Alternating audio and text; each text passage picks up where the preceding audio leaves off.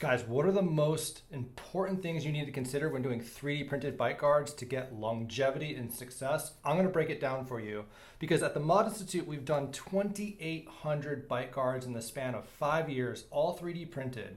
We've used materials like KeySplint Soft, Night Guard Flex, Night Guard Flex 2, and we could tell you we have on one hand, we could count the failures. Literally less than 5 failures out of 2,800 bite guards in 5 years. What are the secrets to success? Let's get into it. Number one, what you want to do is scan an open bite at a repeatable hinge position when you want to do a bite guard. This is super important.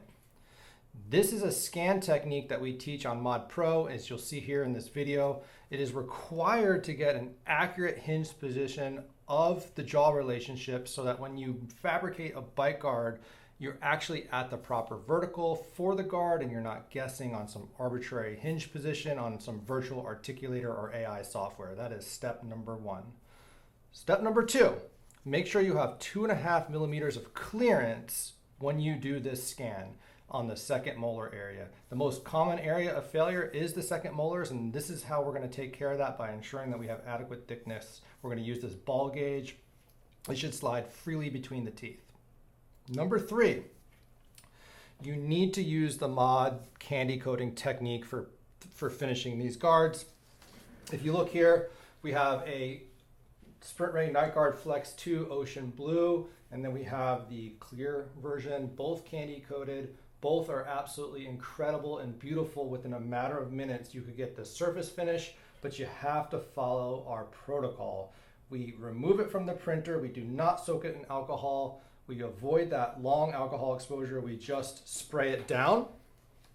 And we spray it down really fast, air dry it, and then we candy coat it with native resin, cure it in the curing unit, and then guess what? We put it in a bowl of glycerin, completely submerge it, and cure it twice. That's right, that is a dirty word. We cure it twice. So it is getting double the light exposure, and that is okay because guess what? The success doesn't lie. Okay, now, finally, you need to heat it before you seat it. So what I want you to do is go ahead and get you some hot water, about 90 degrees Celsius. That's about somewhere around 200 degrees Fahrenheit. Plop the appliance in there for 30 seconds. This is not something you want to leave on while the doc's going on a hygiene check. It's going to turn into a spaghetti noodle. But what you're going to do is about 30 seconds, and look what happens to the appliance. It becomes flexible. So look, I could actually twist it and flip it over on itself and make it into a pretzel.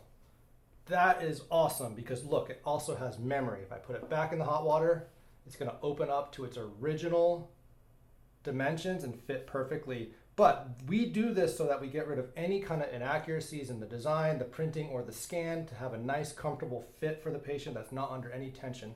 So you want to use a thermoplastic material such as Night Guard Flex 2, Night Guard Flex, or KeySplint Soft. This is the secrets to success, guys, and this is what's going to be something that you could bet your practice on. I want you to know that 3D printed bite guards are the biggest ROI possibly in 3D printing in general. You have a factory in your office. You need to take advantage of it. You have to follow these principles, and it won't let you down.